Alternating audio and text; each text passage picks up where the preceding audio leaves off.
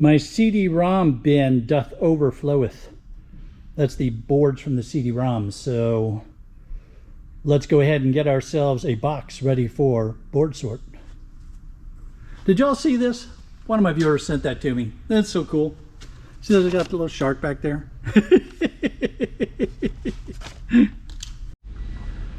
I try to reuse as many boxes as I can. It's just part of, you know, in my mind, it's part of the reduce, reuse, recycle mantra. And yes, I will admit that I do drink Keurig. And I know that folks will say, oh, well, those coffee pods, you're talking about being all green and everything, and then you drink with the coffee pods. And yeah, I got no excuse. It's not great. But, you know, my wife and I both like different kinds of coffee, so that's a convenient way for us to be able to brew different types of coffee. Guilty as charged. Go ahead, beat me up. I deserve it. But I also have some nice boxes from Keurig that I can use, and I'm going to fill that one up with CD ROM boards. But first, we need to get it tared out. This scale is a legal for sale scale. So what that means is, other than being hard to say, it was designed and tested for accuracy and consistency, and then I get it calibrated every year, or they check the calibration every year to make sure that we're still within standards. I think when I get relocated, I'm going to get a longer arm, because you can see this arm in here in just a minute. You're going to see why that is not exactly great for me. Hang on just a minute, I'll show you. All right, well, it's not painfully clear with this box, but you can certainly imagine where I could put boxes on here that are large enough that it blocks the screen. Now I can also put that screen somewhere else. It's got a nice long cord on it, so the screen itself could get mounted somewhere else. So when I get to my new location, we'll see what the shipping area is going to look like there, and then I'll configure this so it's a little bit easier to read. All right, anyway, right now our tear is 0.78. And because I'm going to put nothing but the CD ROM boards in here, we're just going to press the tear button. Oops. Don't press down on the package at the same time. And now we've teared it out, so whatever we get now will be the weight of whatever we put in there. So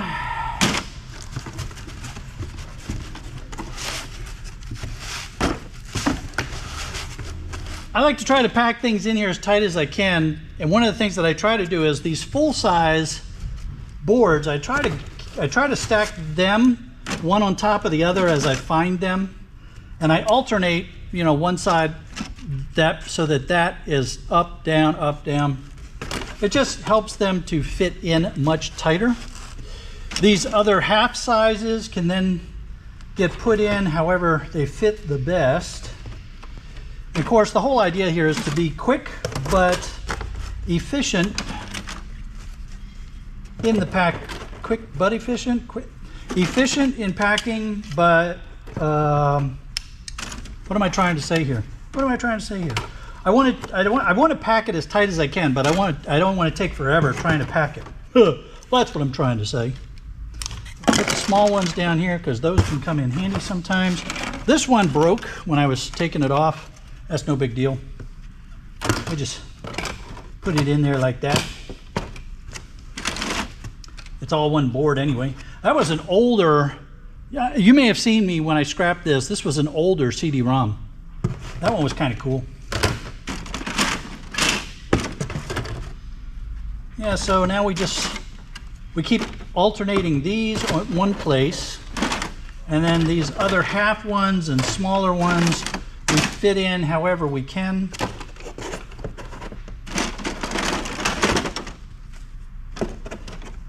To try to get them as densely packed as possible. I'm not worried about exceeding weight on this package. The CD ROMs will not make, there's no way that I could make this size box so heavy that it's a problem. So I want to try to get as many of them in here as I can. And the reason for that is that my shipping cost efficiency is optimal at 40 to 50 pounds. So the closer I get the box to between 40 and 50 pounds, the less I pay in dollars per pound to ship. I generally pay between $1.75 a pound for shipping. Most of my stuff goes UPS ground. That is where I get my best rates, and I use Pirate Ship, which is a real nice app. I get some great discounts with them.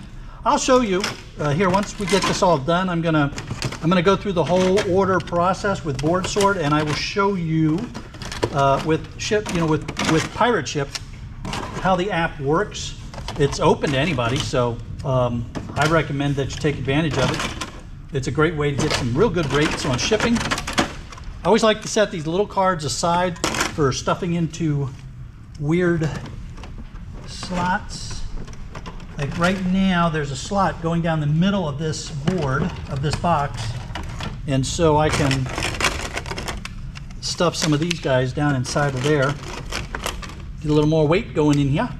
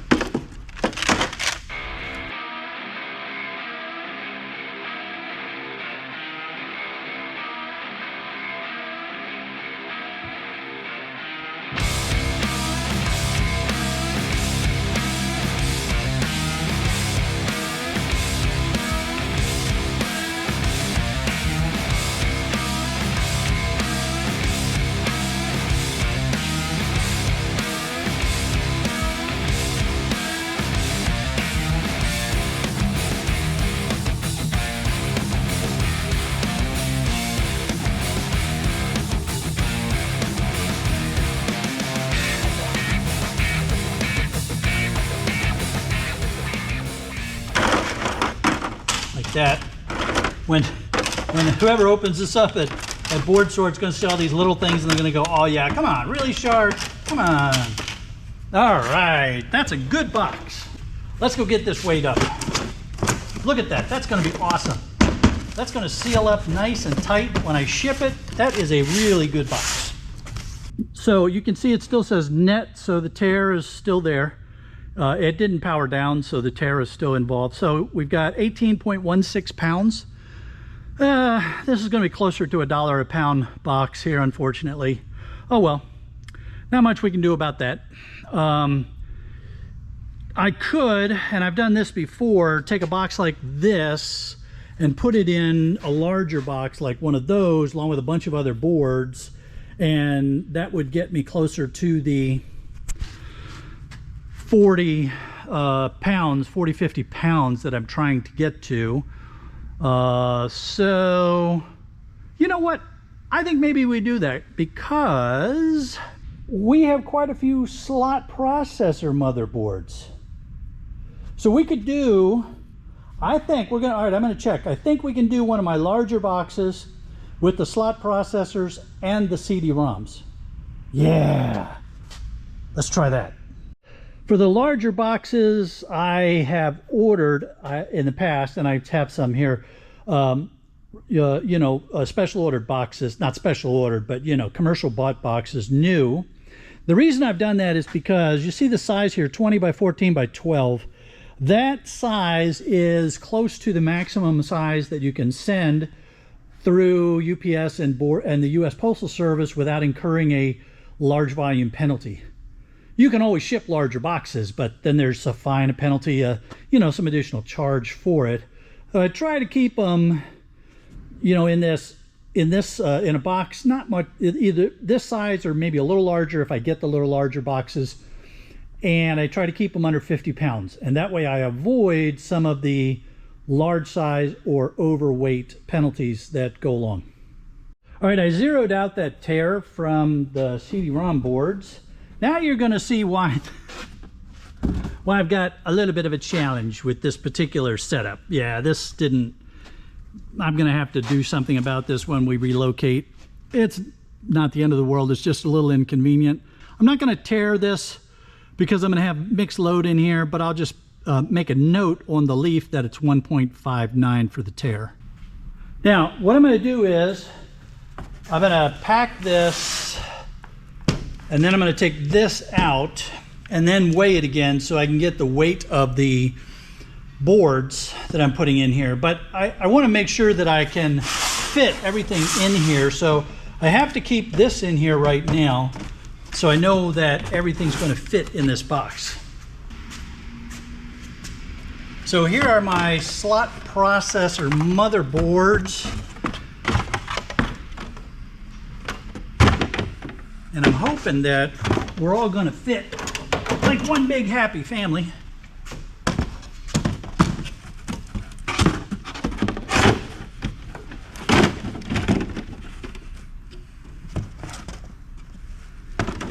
I keep checking to make sure I didn't mix my boards. That happens sometimes. Get going real fast and things end up in the wrong bin.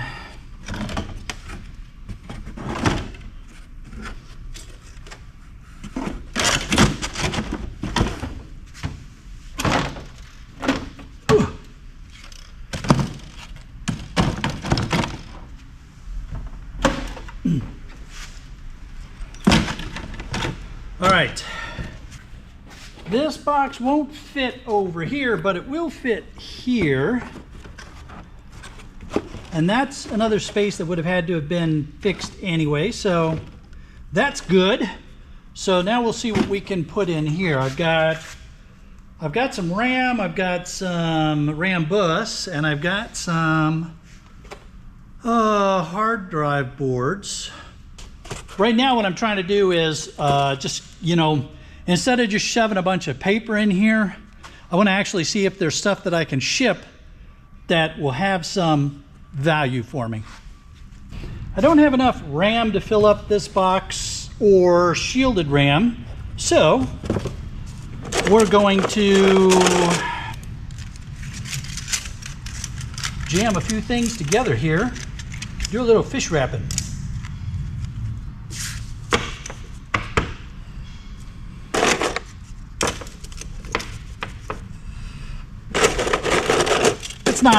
This is not the ideal way to do this, but when I'm taking up space like this, I'm trying to get things as, I want to try to get as close to 40, if I can, between 40 and 50 pounds, and I got space in here and I've got weight, so I might as well do what I can to make use of it.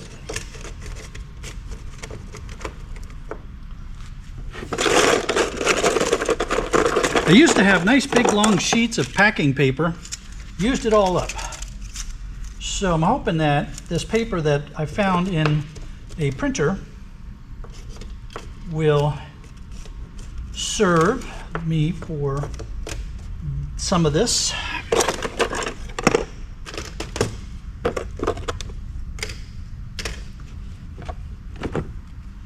All right, it's the RAM.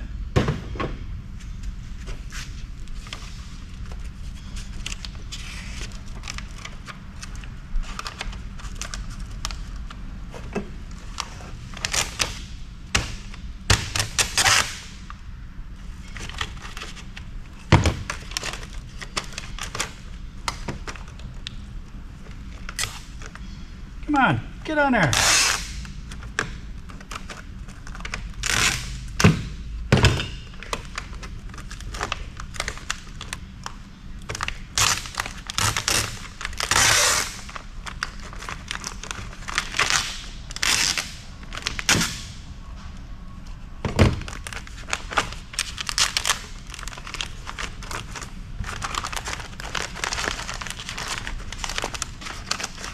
flip you upside down, put you on another piece here like that.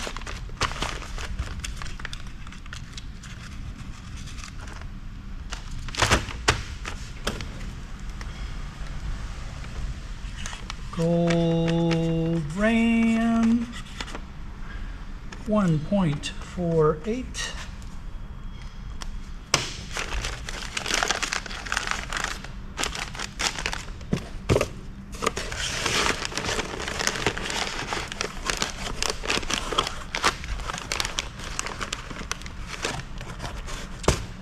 So that's the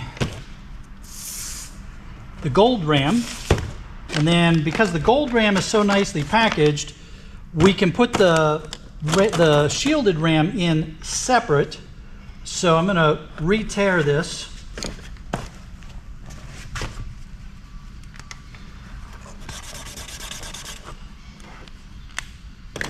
Now we can just go ahead and stack all this shielded RAM in here.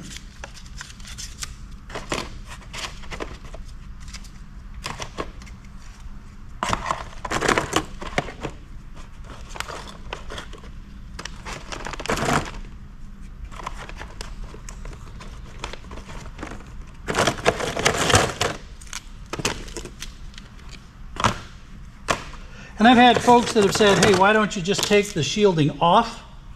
And frequently what happens when you try to do that is you pull the chips off, and then you've lowered the value of the board. So unless it's an easy clipped on heatsink, I don't mess around with that. All right, so now I can weigh. I teared the empty box with the gold RAM. So now we'll know what we will have for the shielded RAM, but I had already weighed it once before, so this will be a good way for me to do the math and check, make sure that my tare function is working properly. All right, gold RAM 1.48. Shielded RAM 2.83. This box that has the RAM in it, I will just write on here. Whenever I send mixed load boxes like this to Board Sort, I try to do everything I can to make it clear and easy for them. I think about what it's like being at Board Sort. You're opening boxes, you're trying to get through everything that's come in so you can get people paid. Anything I can do to make it easier for them means less mistakes, and we all come out ahead. So when they get this at Board Sort and they open the box, they'll know that to be looking for two types of RAM inside of there. All right, so we still don't have, what do I have in here? Slot processors. Oh, I forgot to put on my list here, I forgot to put the weight of the CD ROM boards. And what did we say that was? 18.16.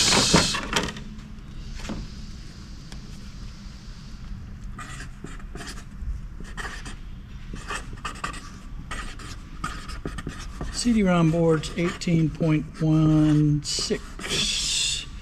So what are we looking at right now? 33,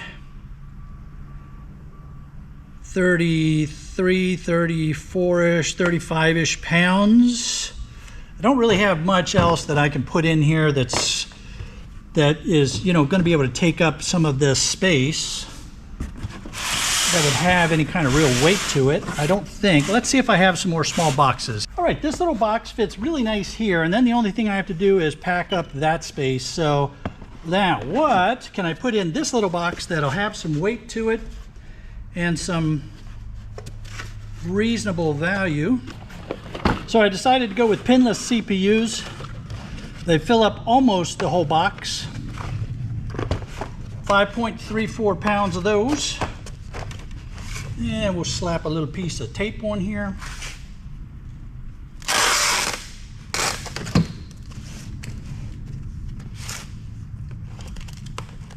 I know some of you are probably saying to yourself, why are you taping up each box? If you would see the condition of some of these boxes by the time they get to board sort, they're sometimes, you know, they're a mess. In this CPU 5.34. I think we're going to go get a ship weight on this now. Let's go ahead and I want to keep that. I got to put some stuffing in here now. Not exactly ideal. I really wish I had some more packing paper, but I don't want to go out and load up on any packing. I found some packing paper street scrapping, which is good. I mean, all I got to find is one person doing a move in or move out, and I got packing paper to last me a year. But since we're getting ready to move myself, I need to find packing paper, you know, just to use myself here.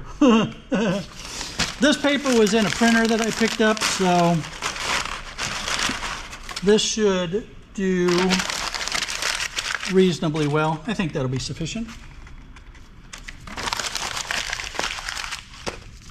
The idea is that when we close the box up, it'll squash down on the paper and pack everything in real tight. Because that's the best way to prevent damage to your box, is to have a nice tight pack where stuff isn't shifting around a lot. All right, let's go get this weighed up. All right, 43.38. Now we have a good load here. Yeah, that's a good load. So I wrote the ship weight down on the leaf. The reason I write all of this on the leaf here is so when I'm entering the stuff in the website, what I'll do is I'll take a picture of this with my iPhone, and then I can just look at that while I'm putting the data into the boardsort.com website. And it just helps me out. Plus, I think when the guys open it, it's good for them to see what I think is in here as well. Now, you always want to put a copy of your invoice inside of the box. Don't ever forget that. Let me say that again. Always, always, always put a copy of your invoice from BoardSort inside the box. That way, when they open that box, they know who it belongs to and who to send the check to or make the PayPal payment to. If you don't do that, then they don't know who to pay. So make sure you do that. Any questions? All right, next step. We're going to go to the boardsort.com website. So come on, let's head on over there.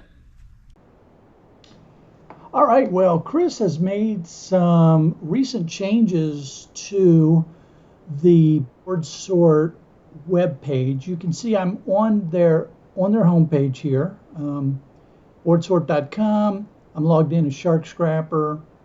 Now, if all you want to do is check your prices, you can go right here to eScrap prices. Here's your list of the eScrap prices in the various categories. This is very useful, and when you put your cursor over it, you'll see a sample picture. You can also click on that and the picture will blow up, so you can get an idea of what they're talking about. There's also a color coding over here to help you understand you know, the value of this thing. What I mean by that is, so laptop motherboards, they're green. If you look up here, green is a primary focus item, right? So that means that is, I mean, that's good to go. That's the top end. That's, you know, that's what you want to be sending. Next, we have potential cleaning. So if you look at the yellow boxes, you see clean gold finger, no heatsink with bracket, right? So it's still got the bracket on there. Well, if you clean that, if you remove that bracket, then you would get a clean gold finger card with no heatsink, no bracket. And let's see, that clean gold finger, no heatsink, no bracket, and that's green. All right, and here's the picture for that. You can see the bracket's gone. And that's green, so that means that you don't have to do anything else to it. That's the best way to sell that board. Blue ones are complex items like high telecom. What they're saying is, yeah, they're, that one's, some of them are very easy to figure out. Some are a little more difficult to figure out. So they can be complicated things. Um, Orange is over processed. So what Chris is trying to do here is help you out and say, look, if you've taken the time to remove cell phone boards or cut the gold fingers off, well, you've spent too much time. You spent more time than you needed to, because you're better off selling it with less processing involved, right? So it's just uh, you've either lost money doing that, or you didn't need to spend the time. You would have done better if you had just sent it, as some other thing. And then the red means do not send it. So what do we have for an example of the reds?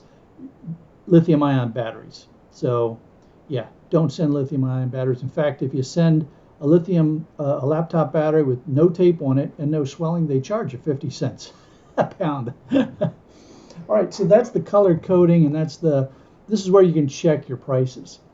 Now, we're not doing the test and buy today, so I'm not going to talk about that. I've talked about that on other videos. But here's the new thing. It's called the sales menu.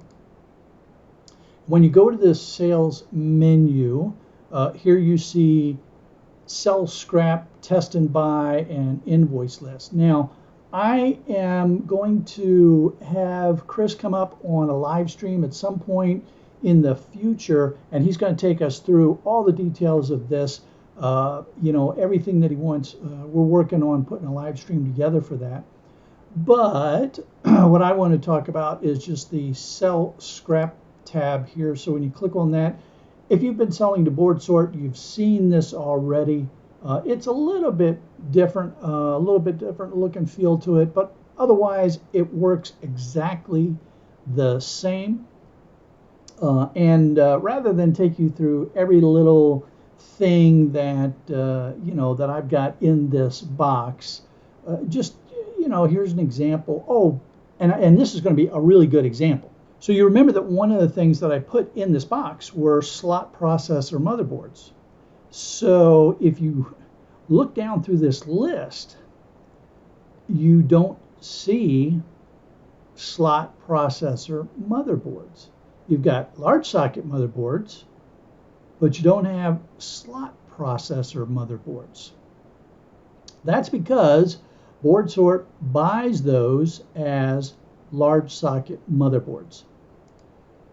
How are you going to know that? Well, the best way is if you were looking at the Board Sort website and you happen to go to this tutorial on how to grade and sort motherboards. Right here, you would see Chris talking about the slot processor boards being sold as large socket motherboards. So I recommend that you check out this video, especially if you are new to selling to Board Sort. Check out this video right here. Great information on how to identify the different kinds of motherboards. These are older videos of mine that Chris put up on his website, examples of how to pack and ship things, and a comparison that I did with a local scrapyard at some point. So if you want to check those out, go ahead. But anyway, we're back to the sales menu here. We click on the sales menu, and we would click here to sell the stuff, and then we would just go to the item that we're selling. So large socket motherboard, and you would put in whatever the weight was that we had. And once you put that weight in here, I don't remember what it was right offhand, so we're just going to put 11 pounds in here. And once you enter that, you can do pounds and ounces, you can do decimal points, so 11 point, I don't know, let's say 25 pounds. I don't remember what the weight was right off the top of my head, but you do 11.25 pounds. And when you go all the way down to the bottom, what you'll see is that you entered 11.25 pounds of large socket motherboards at $4.50 a pound, so you're going to get paid $50.63. If you add another item, so we're going to go up here and we're going to do our RAM, and we had, I don't know what it was, but let's say 5.3 pounds of gold-fingered RAM.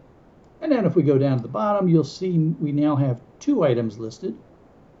the 11.25 pounds of large socket motherboards, in our case slot processor boards, and 5.3 pounds of gold fingered RAM. So it'll just list out everything that you wanted to sell. Now, when you're ready to sell this item, all the material that you put in here, you click sell this material. When you click on that, I'm not going to click on it right now because this isn't ready to be sold, but when you click on sell that material, it generates an invoice, and there will be you'll see the invoice come up, and then you can print out that invoice and put it in the box. And I repeated that in the video. I'm going to repeat it here. Print out a copy of the invoice, put it in the box. You want to make sure the board sort knows who the box came from, what's going to be in the box, and how to pay you. So you definitely want to make sure you do that. Now also, when you click to sell the material, you'll be asked, do you want to get a check or do you want to get PayPal? So you pick how you want to do that. And once you have your account set up, you know, they'll know what your PayPal account is to pay you. So I highly recommend that you go into board sort. Oh, by the way, here we're going to reset this just to clear everything. And then we'll go back up here. I highly recommend that you go ahead and set up an account at boardsort.com. Very, very easy to do. It's free. And once you've done that and you log in, you have access to all the great information that's on this board. You can sell the material. It's a fantastic resource. And since we're here, I want to show you. They also have some stuff here about, you know, what's gold and silver going for right now. Here's your scrap prices. Here's their forum board. Lots of great information in these forums about boards, about board identification, other things that are out there. So all in all, just a really good, useful homepage. A great place to go learn. I spent a lot of time here learning, you know, and I still come in here frequently because we never stop learning with these boards. We always come across stuff that we didn't recognize. All right, so once your box is ready to go, so you've got it packed, you've put your invoice inside the box. Did I say that enough times? Put the invoice inside the box. We've got it all taped up and weighed, so now we can go to the Pirate Ship website. And I've already logged in here, pirateship.com. Once you have logged in to the Pirate Ship website, you've got a lot of options for shipping things. But the one that I use most frequently is simply create a single label. I go in here, and in the case of board sort, you know, I just go in here and I go, I start typing in Chris, and I get Chris Skellis, and then it'll auto-populate the information. It remembers all the people that I've shipped stuff to. I put in my Shark Scrapper account here, and then I can go in and tell it. In this case, I'm using the box, but you can use padded envelopes. You can do USPS, U.S. Postal Service, the different categories of U.S. Postal Service, UPS services. So anyway, what I do in these cases is I'm doing the box or the rigid packing. I put in the sizes, and because I do this one so much, it's right near the top of the list for me.